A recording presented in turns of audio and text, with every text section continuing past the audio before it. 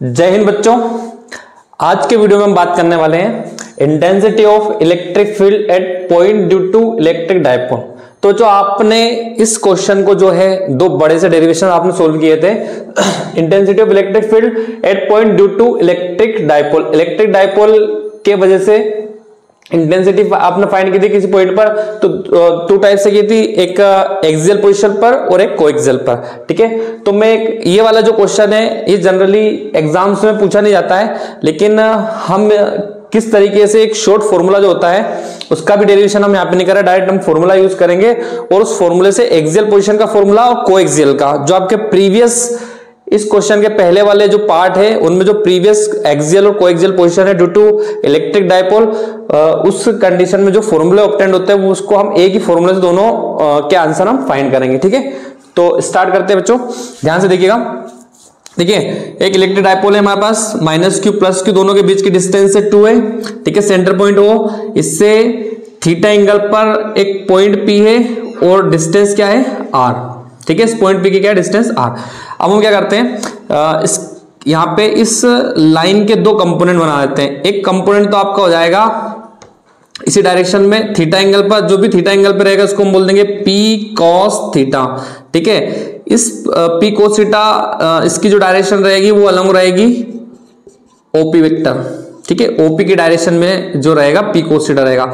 इसी का perpendicular draw कर देंगे, तो परपेंडिकुलर कुछ इस तरीके से रहेगा, इसको हम नाम दे देंगे क्या, P sin थीटा। ठीक है, बचा हुआ यानी कि परपेंडिकुलर क्या जाएगा, P sin थीटा। अब जो P cos थीटा है, इस P पर हम इंटेंसिटी ऑफ इलेक्ट्रिक फील्ड की अगर बात करेंगे तो ये हो जाएगा आपका E1। ठीक है, और एक हो जाएगा आपका E2। तो रिजल्टेंट कहां मिलेगा, तो रिजल्टेंट कुछ यहां पे हमें मिलेगा, इस E1 से इस P cos थीटा के अलॉन्ग ही एंगल अल्फा बनाते हुए यहां पे मिलेगा E। क्या मिलेगा, E। तो इस रिजल्टेंट का जो फॉर्मूला होगा, उस रिजल्टेंट का फॉर्मूला इसका पूरा डेरिवेशन करने के बाद, वो डेरिवेशन में यहाँ पे नहीं करवा रहा हूं क्योंकि जनरली ये वाला डेरिवेशन हमसे पूछा नहीं जाता, हमसे एक्सियल और कोएक्सियल का पूछा जाता है, तो उनके फॉर्मूले कहां से आते हैं। ठीक है, तो मेन जो फॉर्मूला रहेगा आपका रहेगा रिजल्टेंट इंटेंसिटी फॉर्मूला आपका equals to 1/4 pi epsilon naught P divide by R cube, root के अंदर 3 cos स्क्वायर थीटा प्लस 1। ठीक है, और डायरेक्शन क्या रहेगी इसकी, तो इसकी डायरेक्शन जो रहेगी इस रिजल्टेंट की E1 से यानी हॉरिजॉन्टल से, इस E रिजल्टेंट की हॉरिजॉन्टल के साथ जो भी एंगल ये बनाएगा, तो अल्फा एंगल बना रहा है, तो अल्फा क्या बता रहा है यहाँ पे, डायरेक्शन रिप्रेजेंट कर रहा है, मतलब हॉरिजॉन्टल से रिजल्टेंट की डायरेक्शन क्या है, हॉरिजॉन्टल से इस रिजल्टेंट की डायरेक्शन क्या है। ठीक है, तो direction tan alpha equals to 1/2 tan theta, ये इसका फॉर्मूला रहेगा। तो हम यूज करेंगे E वाला फॉर्मूला। देखिए, दो केसेस रहेंगे अपने पास, एक केस रहता है आपका एक्सियल पोजीशन वाला और एक रहता है कोएक्सियल वाला। ठीक है, तो एक्सियल वाला देखते हैं सबसे पहले। स्पेशल केस में हम बात करते हैं फर्स्ट वाला, अगर थीटा की वैल्यू क्या हो, 0। थीटा अगर 0 है तो यूजिंग इक्वेशन नंबर फर्स्ट हम यूज करेंगे 1/4 pi epsilon naught P divide by R cube, root 3 cos square theta, theta की जगह रख दिया 0 डिग्री प्लस 1।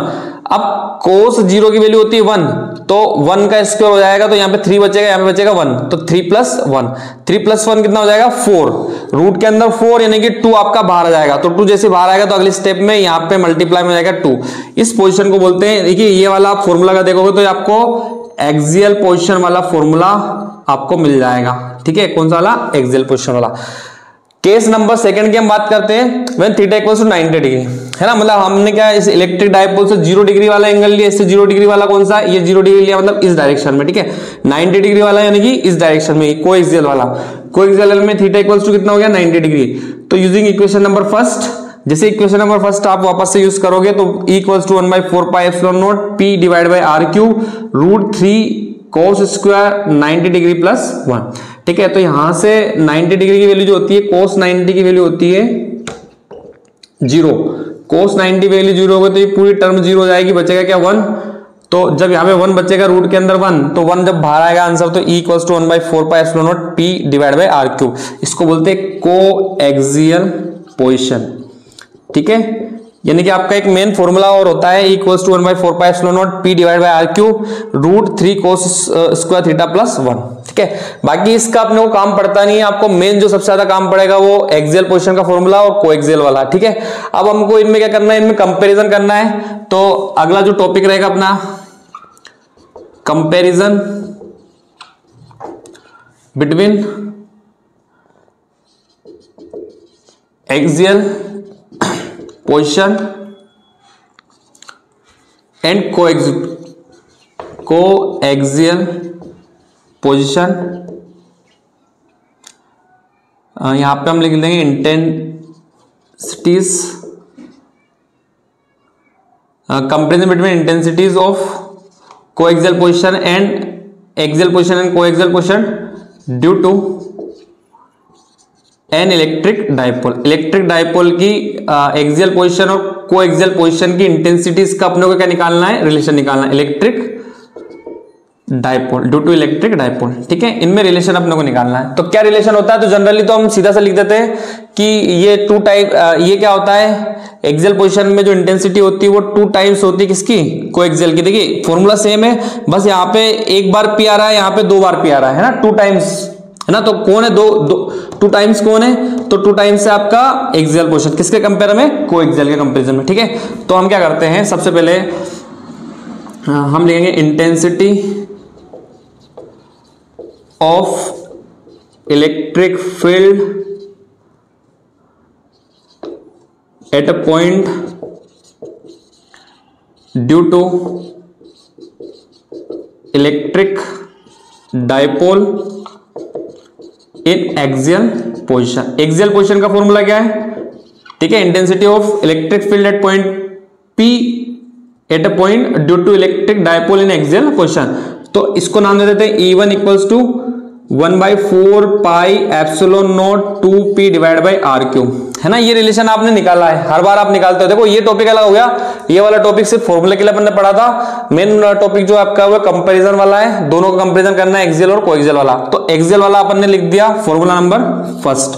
ठीक है, सिमिलरली हम किसका लिख देंगे अब, कोएक्सियल वाला। कोएक्सियल वाला क्या हो जाएगा, तो उसको हम E2 से डिनोट कर देंगे 1/4 pi epsilon naught p divide by r cube.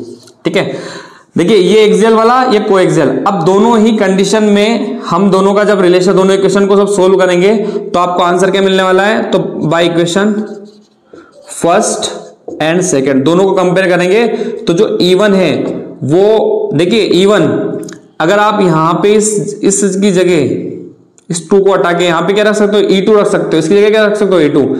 ध्यान से देखिए, ये है आपका E1।